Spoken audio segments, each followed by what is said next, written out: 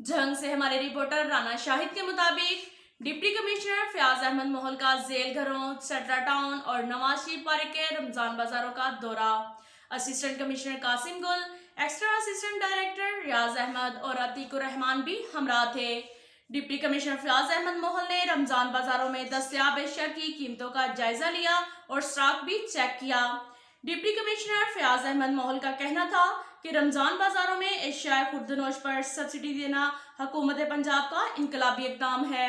अवामी ज़रूरियात के पेश नज़र एशिया की सप्लाई को भी बढ़ाया जाए। डिप्टी कमिश्नर फयाज अहमद मोहल की फलों, सब्जियों और मशरूबात के स्टॉल्स को मजीद वसअत देने की हदायत। सिक्योरिटी और गाड़ियों की पार्किंग का मुनासिब बंदोबस्त यकीनी बनाया जाए।